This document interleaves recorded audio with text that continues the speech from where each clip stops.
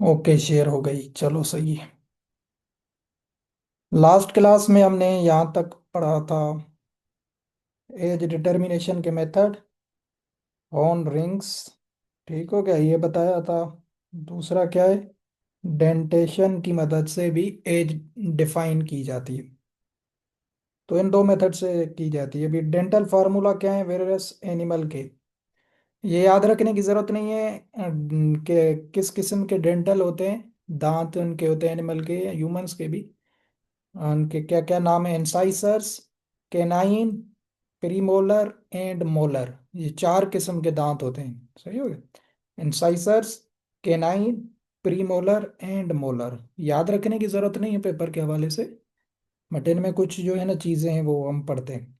इंसाइसर्स क्या करते हैं? ये फूड को कट करते हैं, जो एनिमल खाता है कटिंग का काम करते हैं। कैनाइन फिर उस कटे हुए फूड को होल्ड करते हैं। उनके बाद जो प्रीमोलर्स होते हैं वो फूड को क्रश करते हैं, और मोलर जो टीथ होते हैं वो उसको ग्राइंड करते हैं। तो ये इनका फंक्शन होता है, इस तरीके से ये काम करते हैं। रूमिनेट्स, अभी रूमिनेट्स का वर्ड है तो ये आपको बताया हुआ है पहले, कौन कौन से रूमिनेट्स एनिमल हैं? काऊ, बफेलो, शीप, गोट। ये डोमेस्टिकली यूज होते हैं। इनमें परमानेंट दांत कितने होते हैं? 32 होते हैं। जैसे इंसानों के होते हैं ऐसे ही इनके होते हैं 32। ठीक हो गया। तो ये पेपर वगैरह में नहीं आता कि इनके बताएं इनमें कितने जो है ना टीथ होते हैं। तो ये जस्ट यहाँ पे लिखे हुए हैं। हॉर्स स्टालियन जो मेल है उसमें 40 होते हैं, मेयर जो फीमेल है उसमें 36 होते हैं। ठीक हो गया। पिग में 44, डॉग में 42, कैमिल में 34। ये याद रखने की ज़रूरत नहीं है। ठीक हो गया। यहाँ से थोड़ी गौर कीजिएगा। कमेंट्स क्या हैं इनके? Incisors are absent from upper jaw in all ruminant and their place is taken by dental pad. ठीक हो गया। Canines are absent in all ruminant। हाँ, ये चीज़ याद रखने की है एमसीक्यूज के हवाले से। क्वेश्चन क्या आ सकता है कि जो इंसाइसर्स अभी क्या है, जो अपर जा जो है ना, मुंह वाली जो अपर वाली जा है वहां पे जो दांत होते हैं सीधे, ह्यूमंस में भी और एनिमल्स में भी, उनको इंसाइसर्स कहा जाता है। वो रूमिनेट्स में एब्सेंट होते हैं। आप एनिमल का मुंह खोल के देखेंगे तो ऊपर वाली जो जा है वहां पे आपको कोई दांत नजर नहीं आएगा। ठीक हो गया। उन वो इंसाइसर्स होते हैं वो एब्सेंट होते हैं अपर जा में, सिर्फ लोअर जा में होते हैं। अपर जा में इंसाइसर्स एब्सेंट होते हैं। उनकी जगह पे होता है डेंटल पेड। ये वेरी वेरी इंपॉर्टेंट क्वेश्चन है। ठीक हो गया। आया नहीं है कभी, बट ये पेपर में कभी भी वो निकाल सकता है कि जो है ना, एक दो क्वेश्चन ये पूछ सकता है कि इंसाइसर्स कौन से एब्सेंट होते हैं, अपर जा में या लोअर जा में। सही हो गया। तो आपने याद रखना है अपर जा में एब्सेंट होते हैं रूमिनेंट्स में। दूसरा, उनकी जगह पे क्या होता है? डेंटल पेड होती है। मतलब वो एक जो है ना सॉफ्ट आपको नजर आएगी, उसको डेंटल पेड कहा जाता है। उसमें दांत नहीं होते, वो पैड की तरह होती है, सीधी की सीधी जो है ना वो वहां पे मौजूद होती है। रूमिनेंट्स का फीचर है टीथ का। और जो कैनाइन टीथ हैं ये भी सब रूमिनेट्स में एब्सेंट होते हैं। ठीक हो गया। तो रूमिनेट्स में इंसाइसर्स अपर जाम एब्सेंट होते हैं, और ओवरऑल कैनाइन सारे एब्सेंट होते हैं रूमिनेट्स में। तो ये दो एमसीक्यूज हैं। तीसरी क्या चीज़ है? कैनाइन्स जो टीथ होते हैं ये मेयर में एब्सेंट होते हैं। तो क्या चीज़ हो गई? रूमिनेट पूछा जाए कि कैनाइन्स किस किस में एब्सेंट होते हैं, तो आपने याद रखना है रूमिनेट्स एंड मेयर में। ठीक हो गया। हार्स मेल में नहीं, हार्स की अडल्ट जो फीमेल है, मेयर जिसे कहा जाता है, उसमें भी कैनाइन्स एब्सेंट होते हैं। ये दो पॉइंट्स यहाँ से याद रखने की हैं। बाकी कोई चीज़ याद रखने की, इनके फार्मूला वगैरह याद रखने की ज़रूरत नहीं है। सही हो गया। इंसाइसर्स पूछे जाएं, इंसाइसर्स कौन से एब्सेंट होते हैं रूमिनेट्स में? अपर जा में। ये आपने ध्यान देना है, क्योंकि इस तरीके से क्वेश्चन आ सकता है कि लोअर जा में या अपर जा में। अपर जा में याद रखना है, और उनकी जगह पे होता है डेंटल पेड। और केनाइन्स जो टीथ होते हैं वो भी एब्सेंट होते हैं रूमिनेट्स में। और जो केनाइन्स हैं वो मेर में भी एब्सेंट होते हैं। ठीक हो गया। तो ये चीज़ याद रखनी है। अभी नोट में क्या क्या चीज़ें इंपॉर्टेंट हैं। फुल माउथ कंडीशन बोला जाता है जब ओवरऑल परमानेंट टीथ एनिमल में आ जाते हैं। ह्यूमंस में भी होता है। जैसे हमें पहले जो चिल्ड्रेंस होते हैं, हम बच्चे होते हैं, तो हमारे वो दांत होते हैं वो जो है ना बेबी टीथ, या इस तरीके से उनको मिल्क टीथ बोला जाता है, वो टूट जाते हैं। फिर दोबारा वो जब अडल्ट होता है मेल, तो उनको वो सख्त दांत होते हैं, वो फिर गिरते वगैरह नहीं है। तो एनिमल्स की भी ये फुल माउथ कंडीशन होती है जब परमानेंट टीथ अपीयर हो जाते हैं। तो ये इनकी डिफरेंट वेरिएशन है। फॉर सपोज शीप में 4 साल में, जब शीप 4 साल की होती है तो उसमें परमानेंट टीथ आ जाते हैं। हार 4.5 साल में आ जाते हैं। गोट, कैटल एंड बफेलो में 5 ईयर्स में ओवरऑल सारे टीथ 32 आ जाते हैं। कैमल में 7 ईयर लगते हैं परमानेंट टीथ को अपीयर होने में। तो ये इनका टाइम पीरियड है। ये भी पेपर में कभी आता नहीं है, ना याद रखने की जरूरत है। ग्यूमर किसे कहा जाता है? ग्यूमर, ये टर्मिनोलॉजी आपने याद रखना है कि when animal lost its all teeth. जब ओल्ड एनिमल होता है या जैसे ओल्ड ह्यूमन होता है, तो आप देखते हैं जैसे दादा हो गया, दादी हो गया, तो उनके क्या हो जाते हैं, दांत सारे जो है ना खत्म हो जाते हैं, गिर जाते हैं। तो उस कंडीशन को वेटनरी में क्या कहा जाता है? ग्यूमर कहा जाता है। ठीक हो गया। जब एनिमल के ओवरऑल टीथ गिर जाते हैं, टूट जाते हैं, तो उस कंडीशन को ग्यूमर कहा जाता है। ठीक हो गया। ये डेफिनेशन आपने जहन में बिठानी है। एज एनिमल की कैसे देखी जाती है? दांतों की, कौन से दांतों की मदद से? ये भी एमसीक्यूज याद रखिएगा। इंसाइसर्स ऑफ लोअर जा, क्योंकि अपर में तो इंसाइसर्स हैं ही नहीं ना, हमने ऊपर पढ़ा एब्सेंट है अपर जा में इंसाइसर्स। तो जो एज देखी जाती है एनिमल की, इंसाइसर्स ऑफ लोअर जा। सही हो गया। ये आपने याद रखना है, एमसीक्यूज ये पूछ सकते हैं कि एज एनिमल की किस तरह, कौन से दांत दे के बताई जा सकती है? तो इंसाइसर्स ऑफ लोअर जा, ये याद रखिए, क्योंकि अपर जा में इंसाइसर्स एब्सेंट हैं और उनकी जगह पे डेंटल पेड होती है। तो उसको देख के आप जो है ना अंदाजा नहीं लगा सकते। तो जो लोअर जा है उसमें इंसाइसर्स मौजूद होते हैं। फिर उनको वो देख के बताते हैं, वो जो है ना उनके अपने जो फार्मर्स होते हैं उनके पास होता है कि भाई अब वो वर्ड्स ऐसे यूज करते हैं अजीब गरीब। ठीक हो गया। तो आपने एमसीक्यूज पॉइंट ऑफ व्यू से क्या याद रखना है कि जो एज है एनिमल की, अगर थ्रो डेंटल पूछी जाए, कैसे मालूम की जाती है? लोअर जा में जो इंसाइसर्स होते हैं उनको देख के बताई जा सकती है। ठीक हो गया। ये आपने याद रखना है। उसके बाद मेथड्स ऑफ आइडेंटिफिकेशन, एनिमल्स के आइडेंटिफाई करने के लिए कौन कौन से मेथड हैं? 2 मेथड हैं, एक है परमानेंट मेथड, दूसरा है टेम्पररी मेथड। परमानेंट मेथड वो होगा जो आप एक दफ़ा एनिमल पे जो है ना यूज़ करेंगे या उस पे स्केच बनाएंगे, कुछ भी करेंगे, वो हमेशा रहेगा, मतलब उसको आप मिटा नहीं सकते। टेम्पररी मेथड आइडेंटिफिकेशन का वो होता है जो कुछ टाइम के लिए यूज़ होता है, जहाँ जो है ना उसको आप देख के बता सकते हैं, आइडेंटिफाई कर सकते हैं, बट जो है ना टाइम के साथ साथ वो खराब हो जाता है या गिर जाता है, कुछ भी हो जाता है, मतलब वो टेम्पररी होता है कुछ टाइम के लिए। अभी उनके एग्जांपल्स हैं, देखते हैं। ब्रांडिंग, ब्रांडिंग, टैटू, टैटू जो बनाया जाता है बॉडीज पे, ह्यूमंस भी बनाते हैं, एनिमल्स में भी बनाया जाता है, ये परमानेंट मेथड है। तीसरा है एयर नोचिंग। ये तीन होते हैं परमानेंट मेथड आइडेंटिफिकेशन के। ठीक हो गया। ब्रांडिंग में क्या होता है कि उसमें जो है ना टिश्यूज वगैरह को बर्न किया जाता है, कोई किसी जो है ना आग वगैरह से या किसी भी चीज़ से, ताकि जो है ना वो निशान हो जाए थाई रीजन पे एनिमल्स के। टैटू वगैरह आपको पता है वो बनाए जाते हैं बॉडीज पे। तो वो जो है ना इस तरीके से, तो ये भी टैटू एक दफ़ा बन गया तो वो आप मिटा नहीं सकते, तो ये परमानेंट होता है। और एयर नोचिंग, ये एयर में पिक के लिए यूज़ किया जाता है, इनको फिर डिटेल में ही पढ़ते। टेम्पररी में एयर टैगिंग, एयर टैगिंग आपका टेम्पररी मेथड है। मतलब आप एनिमल के एयर्स में कोई एक टैग लगा दें। अभी जो है ना टाइम के साथ वो कहीं एनिमल जो है ना लड़ते हुए या ऐसे भागते हुए वो गिर भी सकता है, या जो है ना आप उतार भी सकते हैं उसको हाथ से। तो वो ये टेम्पररी मेथड है। हूफ मार्किंग, तो हूफ पे जो एनिमल हॉर्सेस के हूफ्स होते हैं उन पे आपने कोई मार्क्स मार्किंग कर दी, पेन से कर दी, मार्कर से कर दी, तो वो भी टाइम के साथ मिट जाता है। तो हूफ मार्किंग भी आपका टेम्पररी है। हॉर्न मार्किंग, वूल मार्किंग, ये सारे मार्किंग वाले टेम्पररी में आते हैं, जो है ना जो टाइम के साथ मिट जाते हैं। बाकी ये तीन आपने याद रखने, ये परमानेंट होते हैं: branding, tattooing and ear notching. Branding क्या होता है? ये मोस्ट सूटेबल जो है ना मार्किंग होती है cattle, buffalo, camels and horses के लिए। इसमें क्या होता है, बर्न किया जाता है टिश्यूज को, जिसमें परमानेंट स्केल दिया जाता है, निशान दिया जाता है परमानेंटली। वॉइस स्लो आ रही है, सर्दी है भाई। अच्छा अभी सही है?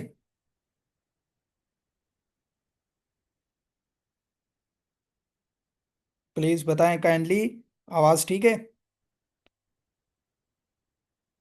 सबको कमा रही है या बाई को कमा रही है?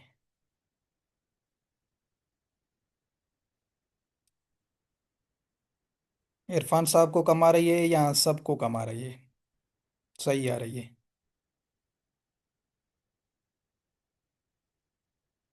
इरफान साहब आप थोड़ा वॉल्यूम बढ़ा दें।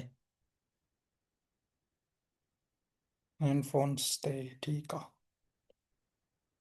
चलो, कोशिश करते हैं और ज्यादा तेज बोलते हैं।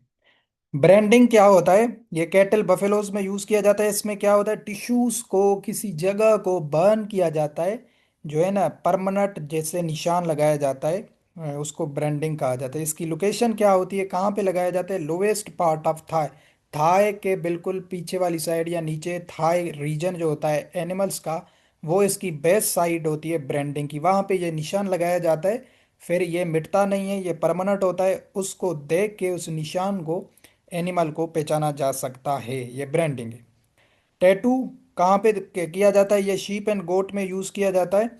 ये कहाँ पे? इनसाइड एयर, एयर के अंदर एक टैटू बनाया जाता है शीप्स एंड गोट में, ताकि उसको अच्छे तरीके से पहचाना जा सके। तो ये इतने इंपॉर्टेंट नहीं है, ठीक हो गया। ये जस्ट आपके अंडरस्टैंडिंग बता रहा हूँ, ये पेपर वगैरह में इन चीज़ों का जो है ना कोई वो नहीं है। एयर नोचिंग, ये भी एयर में जो है ना बॉर्डर बनाई जाती है, पिग्स पिग्स के लिए ये यूज होता है। ये भी इतना इम्पोर्टेंट नहीं है। ठीक हो गया। तो ये कुछ जो है ना आइडेंटिफिकेशंस के मेथड्स थे। उसके बाद ये लूज हाउसिंग सिस्टम, कैटल की इसकी क्या रिक्वायरमेंट है? फ्लोर स्पेस, कवर्ड एरिया हो, ओपन एरिया हो। ये भी इतने इंपॉर्टेंट नहीं है पेपर के हवाले से। सही हो गया। मेंजर की लेंथ क्या होगी? मेंजर किसे बोलते हैं? जो उसका खाना वगैरह होता है, जो बीच में रखा जाता है। तो ये इनकी लेंथ वगैरह दी हुई है, ये पेपर के हवाले से इंपॉर्टेंट नहीं है। हम पढ़ते हैं काउ शेड अरेंजमेंट से। यह थोड़ा इंपॉर्टेंट है। काऊ का जो शेड होता है, उसकी अरेंजमेंट किस तरीके से होती है? Single row and double row. Single row क्या होता है कि अगर हर्ड, हर्ड हम पढ़ चुके हैं, ग्रुप ऑफ कैटल्स को कहा जाता है। इफ हर्ड इज स्मॉल या लेस देन 10 काउस, अगर काउज काउज जो है उनका झुंड जो है वो 10 काउज से भी कम है या 10 तक है, तो आप उसे एक सिंगल रो में खड़ा करेंगे। ठीक हो गया, शेड में, एक रो में। अगर 10 से कम आपके पास एनिमल्स हैं या 10 तक हैं, ठीक हो गया। अगर इससे ज्यादा है, मोर देन 10 है, 20 है, 25 है, 30 है, तो फिर आप एक जो है ना रो में जो है ना उसको अरेंज नहीं करेंगे। फिर आप दो रोज बनाएंगे। 10 फॉर सपोज आपने इधर एनिमल खड़े किए, 10 आप इस रो में खड़े करेंगे। ठीक हो गया। तो ये इनकी अरेंजमेंट होती है शेड में रखने की एनिमल्स को। तो ये आपसे नहीं पूछेगा कि लेस देन 10 है तो कौन सी रखेंगे। इसको आगे पढ़ते हैं। डबल रो, अभी डबल रो है, दो रोज आपने बनाई हैं। अभी आपको एनिमल को किस तरीके से जो है ना क्या करते हैं, अरेंज करना है या खड़ा करना है या वो जो है ना रखना है। तो इसको अभी समझने की चीज ये है, डबल रो हाउसिंग जो होता है शेड में, जब आप दो रोज बनाते हैं, आपके पास मोर देन 10 एनिमल्स हैं, तो आप उसको किस तरीके से मैनेज करेंगे। अभी दो रोज बन गई, ठीक हो गया। एक ये हो गई, हमारे पास 30 फार सपोज एनिमल्स हैं। अभी हम इनको किस तरीके से अरेंज करेंगे? डबल रोज में आते हैं दो फिर अलग से मेथड्स। एक को कहा जाता है फेस टू फेस सिस्टम, दूसरे को कहा जाता है टेल टू टेल सिस्टम। इसका अदर नेम ये भी होता है हेड टू हेड में system, head to head system. Face to face option में आ जाए या स्टेटमेंट में आ जाए, या हेड टू हेड, ये बात एक होती है। और टेल टू टेल, इसका क्या मतलब होता है? इसको समझने की जो है ना कोशिश करनी है आपने। ये पेपर में आ सकता है वैसे। फेस टू फेस का क्या मतलब है कि एनिमल्स दोनों रोज में जो आपने खड़े किए हैं, उनका मुंह जो है ना एक दूसरे के साथ मिल रहा हो। फॉर सपोज वो एक दूसरे को देख रहे हो। यहाँ पे एक एनिमल खड़ा हुआ है, ठीक हो गया। ये मैं ऐसे स्केच बना रहा हूँ ताकि आपको अंडरस्टैंड हो जाए, बाकी मेरी कोई ड्राइंग वगैरह अच्छी नहीं है। ये इसका फॉर सपोज फेस है, ये आगे की तरफ है। तो यहाँ पे जो एनिमल खड़ा हुआ है, इसका भी फेस जो है ये इसके आगे की तरफ है, मतलब ये एक दूसरे को देख रहे हैं। फेस इनका क्या है? सेम डायरेक्शन में एक दूसरे को देख रहे हैं। ठीक हो गया। ये होता है फेस टू फेस। मतलब यहाँ पे एक एनिमल है, इसका फेस इस साइड है। तो यहाँ पे जो एनिमल हमने खड़ा किया है दूसरी रो में, इसका भी फेस इस साइड है। ठीक हो गया। ये होता है फेस टू फेस। फिर दो तीसरा भी एग्जांपल देता हूँ। यहाँ पे जो एनिमल है इसका फेस इधर है, यहाँ पे जो एनिमल है इसका भी फेस इधर है। तो ये क्या हो गया, फेस टू फेस हो गया। टेल इनकी देखें, इसकी टेल इस साइड है, इसकी टेल इस साइड है, इसकी टेल इस साइड है, इसकी टेल फिर उस साइड है। ठीक हो गया। तो जो फेस टू फेस सिस्टम होता है डबल रो में, ये होता है फीडिंग के लिए इजी। ठीक हो गया, इजी फॉर फीडिंग। ये एमसीक्यूज आ सकता है कि कौन सा सिस्टम फीडिंग के लिए इजी होता है, फीड खिलाने के लिए एनिमल को कौन सा इजी होता है सिस्टम। तो वो होगा आपका फेस टू फेस। ठीक हो गया। कौन सा होगा, फेस टू फेस। कैसे होगा, अभी आप यहाँ पे पिक्चर से ही ये जो मैंने बनाए हुए हैं, चलो मैं दोबारा बना दूँ ताकि आपको क्लियर हो जाए। अभी एक रो ये है, दूसरी रो ये है। यहाँ पे एक एनिमल है, इसका फेस है इस साइड। यहाँ पे जो हमने एनिमल खड़ा किया इसका भी फेस है इस साइड। ये दोनों का फेस टू फेस है। ठीक हो गया। यहाँ पे एक एनिमल खड़ा किया, इसका भी फेस इस साइड है। यहाँ पे जो खड़ा किया इसका भी फेस इस साइड है। तो अभी आप फीडिंग कैसे कराएंगे, फीडिंग तो आप जाहिर है यहाँ पे बीच में रखेंगे ना एनिमल्स के इधर। तो एक साइड पे आप एक दफा फीड रख के गए, तो यहाँ से ये वाले एनिमल भी खाएंगे, यहाँ से ये वाले भी खाएंगे, यहाँ से ये खाएगा, यहाँ से ये भी खाएगा। मतलब ये फीडिंग के लिए इजी होता है मेथड। ठीक हो गया, समझ आ गई ये फेस टू फेस। क्वेश्चन क्या आ सकता है कि फीडिंग के लिए कौन सा बेस्ट होता है सिस्टम, तो वो होगा फेस टू फेस। सही हो गया। तो फेस टू फेस समझ आ गया, काइंडली बताएं। तो हम टेल टू टेल पढ़ें।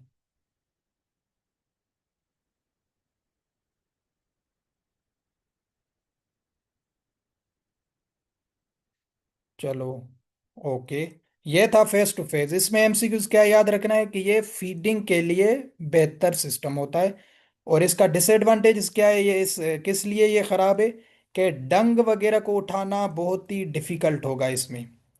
क्या, डंग जो एनिमल प्रोड्यूस करेगा उसको उठाना फार्मर्स के लिए वेरी डिफिकल्ट होगा। फीडिंग के लिए तो इजी होगा, बट डंग वगैरह सफाई के लिए जो है ना ये डिफिकल्ट होगा। क्यों होगा, ये आप खुद देखें कि इसकी बैक साइड है यहाँ पे। ठीक हो गया, इसकी बैक साइड है यहाँ पे। तो मतलब पहले लोग जो फार्मर्स होंगे, स्टाफ होगा, यहाँ से सफाई करेंगे, फिर जाके वहाँ पे इस साइड भी सफाई करेंगे। तो टाइम बहुत लग जाएगा। ये जो है ना डंग फिर रह जाता है शेड्स में, खराब जो है ना, फिर बीमारियाँ हो जाती हैं। तो डंग को उठाने के लिए, क्लीनिंग क्लीनिंग के लिए ये बेकार होता है सिस्टम, बट फीडिंग के लिए ये अच्छा होता है।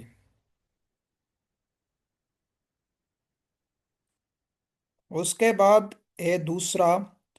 दूसरा है टेल टू टेल।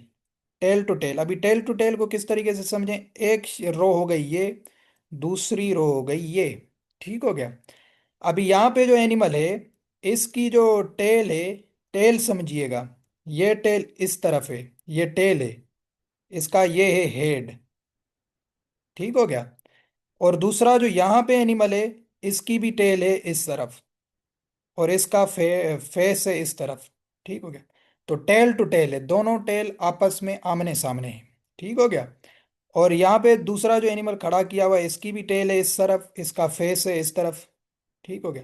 और जहाँ पे ये जो एनिमल है, इसकी टेल है इस तरफ, और इसका फेस है इस तरफ। इसको फेस मानते हैं हम, समझने के लिए बता रहा हूँ। ये फेस है, एफ लिख देता हूँ। और ये जो है इसकी टेल है। ठीक हो गया। तो ये टेल टू टेल सिस्टम है। ठीक हो गया, मतलब टेल आपस में ये मर्ज हो रही हैं। तो ये फीडिंग के लिए अच्छा नहीं है। बट एक चीज इसमें जो है ना इंपॉर्टेंट है, वो ये किसके लिए, ये क्लीनिंग के लिए वेरी वेरी इजी मेथड होता है। किसके लिए, क्लीनिंग या हाइजीनिक जो है ना शेड को बनाने के लिए ये मेथड बेहतर होता है टेल टू टेल।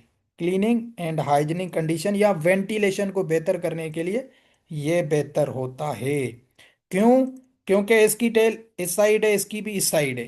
तो जाहिर है जो डंग वगैरह प्रोड्यूस होगा एक ही साइड पे इस तरफ होगा, दोनों का एक ही साथ। दोनों रोज को आप एक ही साथ जो है ना साफ कर सकते हैं, सफाई कर सकते हैं, वेंटिलेशन क्लियर हो सकती है, ताकि शेड में कोई डिजीज वगैरह ना आए। ठीक हो गया। तो एक ही दफा, वरना आप इस तरफ यहाँ से डंग उठा रहे थे फेस टू फेस में, फिर यहाँ पे ऊपर भी उठा रहे थे अलग से, तो फिर टाइम भी ज्यादा लगता है, और उससे क्या हो जाता है, कुछ डंग वगैरह शेड में रह जाता है, वेंटिलेशन खराब होती है। बट यहाँ पे क्या होता है, दोनों का एक ही साइड होगा टेल। तो आप आराम से जो डंग दोनों रोज में 20 25 30 एनिमल्स हैं एक साथ जो डंग प्रोड्यूस करेंगे, एक साथ ही वो स्टाफ जो होता है, एक साथ ही वो उनके पास मशीनें भी होती हैं, इंस्ट्रूमेंट्स भी होते हैं, ऐसी वो क्या कहते हैं, टेबल्स वगैरह होती हैं जिससे वो उन्हें आसानी से उठा सकते हैं। तो एक ही साथ दो रोज को वो आराम से उनका डंग जो है ना साफ कर देते हैं, ताकि उससे वेंटिलेशन वगैरह भी ठीक होती है, और उसके साथ साथ क्लीनिंग भी जो है ना अच्छी हो जाती है। तो ये आपने याद रखना है, फेस टू फेस या हेड टू हेड मेथड जो होता है उसमें फीडिंग अच्छी होती है, फीडिंग के लिए बेस्ट होता है, और उसके साथ साथ और जो है ना क्या कहते हैं क्लीनिंग के लिए वो जो है ना खराब होता है या सही नहीं होता है। और जो टेल टू टेल सिस्टम है, ये फीडिंग के लिए अच्छा नहीं होता है, बट वेंटिलेशन एंड क्लीनिंग के लिए, हाइजीनिक कंडीशन के लिए ये बेहतर सिस्टम होता है। ठीक हो गया, तो ये आपने याद रखना है। दोनों का मैंने बता दिया, यहाँ पे लिखा हुआ नहीं है बट मैंने आपको क्लियर करवा दिया। क्लियर है ये दोनों face to face and tail to tail में सिस्टम्स। ये पिक्चर वगैरह बना के आपको समझाया है। चलो वेरी गुड, क्लियर है। उसके बाद ये टेबल क्या होती है इसको समझते हैं।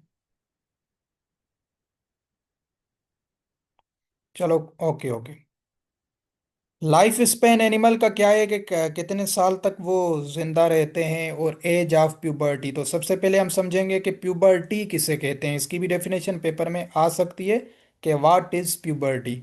तो प्यूबर्टी क्या होता है कि एनिमल जब जो है ना सेक्सुअली मेच्योर होता है या कैपेबल होता है रिप्रोडक्शन के लिए, तो उससे कहा जाता है प्यूबर्टी। ठीक हो गया। When animal becomes sexually mature या कैपेबल या एबल टू रिप्रोड्यूस, तो उससे कहा जाता है प्यूबर्टी। ठीक हो गया, ये प्यूबर्टी होती है, इसकी भी एज होती है डिफरेंट एनिमल्स में, कि वो किस एनिमल में कब प्यूबर्टी जो है ना देखी जाती है। ठीक हो गया।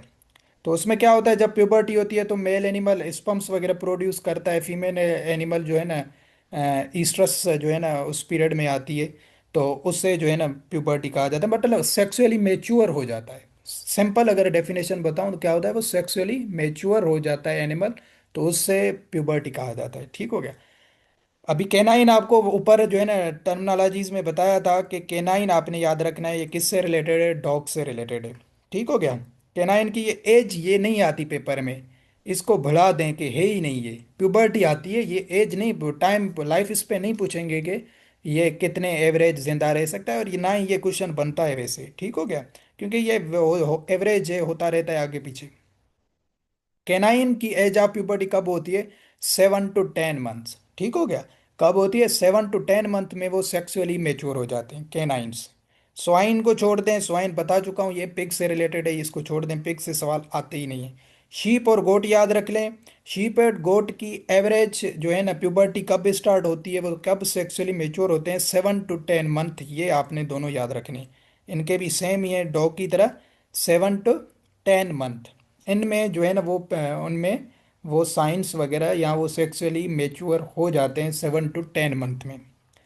हार्स की क्या है, हार्स 18 मंथ, ये आपने याद रखनी है, ये भी इंपॉर्टेंट है। हार्स की एज ऑफ प्यूबर्टी कब होती है, 18 मंथ में। डेयरी कैटल जो है ना, कैटल्स का बस एवरेज आपने याद रखना है 12 मंथ। कहाँ कहाँ पे जो जेबू कैटल है हमारे पास इंडिजीनियस हैं, पाकिस्तान, इंडिया, बांग्लादेश में 18 से 24 मंथ भी जाते हैं, बट ये बफेलो का एवरेज है, तो ये वाला आपने क्रॉस कर देना है, इसको छोड़ दें। 12 मंथ आपने याद रखना है, ये कैटल की होती है एज ऑफ प्यूबर्टी।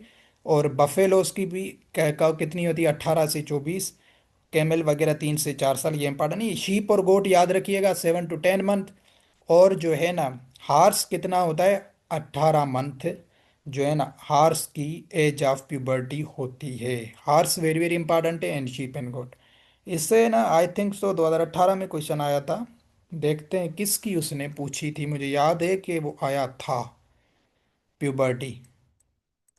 2018 वाला पेपर खोलते हैं ताकि क्लियर हो जाए कि किसकी उसने पूछी थी, फिर वो एग्जैक्ट जो उसने दिया है वो हमें याद करना होगा ना, क्योंकि हो सकता है फिर पेपर में वो क्वेश्चन रिपीट हो जाए, तो हम ये एवरेज को छोड़ देंगे, फिर उसको याद करेंगे। सही हो गया। ये 2018 का है वेटनरी ऑफिसर का पेपर।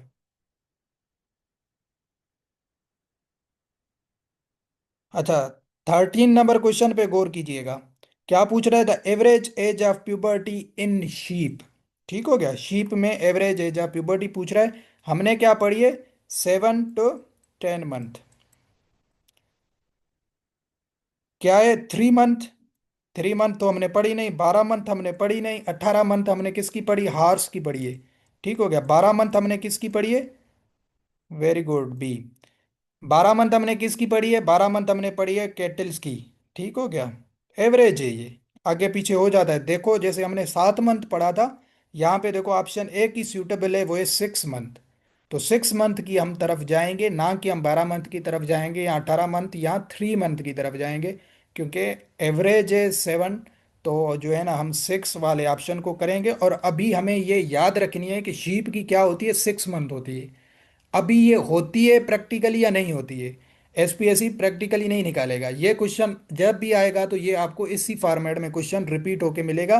तो आपने याद रखना है कि जो है ना, कितनी होती है शीप की एज ऑफ प्यूबर्टी? 6 मंथ होती है। ठीक हो गया, तो ये आपने, अगर नहीं तो फिर भी जो हमने कंसेप्ट पढ़ा है 7 to 10, तो आप ऑप्शन से भी ऐसे देख के कर सकते हैं कि 7 to 10 के बीच में ये 6 ही लग रहा था, बाकी तो 12 था, 10 से भी ज़्यादा था, और 18 तो उससे भी ज़्यादा था, और 3 बिल्कुल कम था। ठीक हो गया, तो इस तरीके से भी ऑप्शन को देख के आदमी समझ जाता है।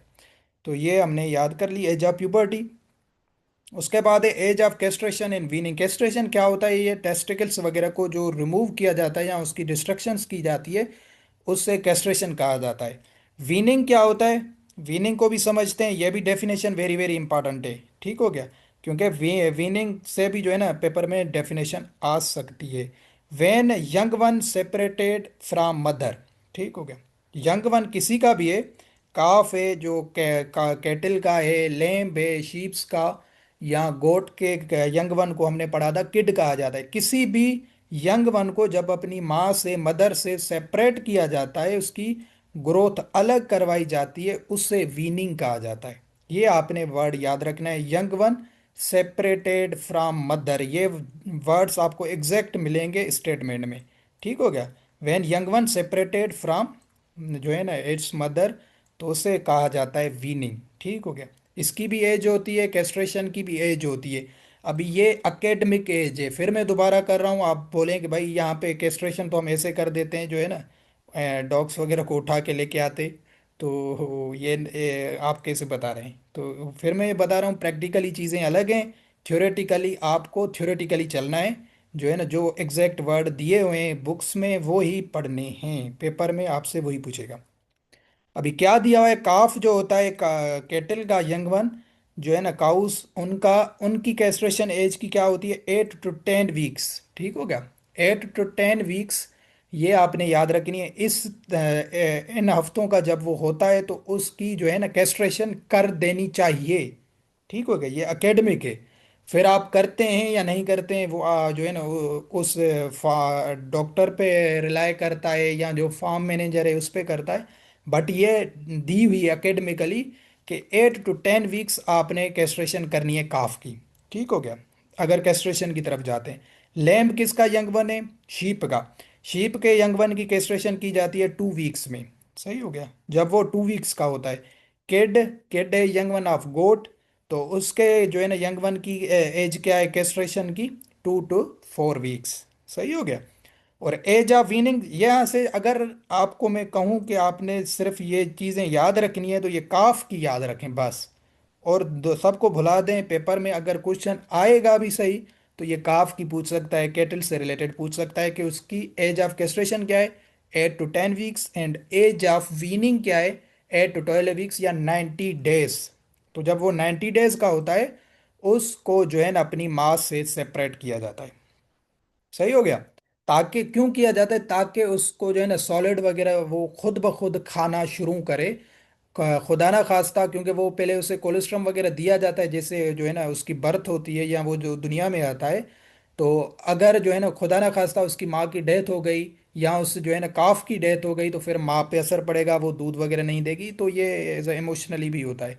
और दूसरा क्या होता है कि जो है ना काफ वगैरह अलग से जो है ना उसकी रेयरिंग करवाई जाती है, ताकि उसको सॉलिड वगैरह खाने की आदत हो जाए, और वो खुद ब खुद जो है ना ये चीज़ें करना शुरू करे, ताकि वो डिपेंडेंट ना हो माँ पे। ठीक है, इसलिए उसको जो है ना अलग से उसकी रेयरिंग करवाई जाती है, माँ से सेपरेट किया जाता है। उसको वीनिंग कहा जाता है। तो एज ऑफ वीनिंग क्या है, काफ्स में 90 डेज, ठीक हो गया।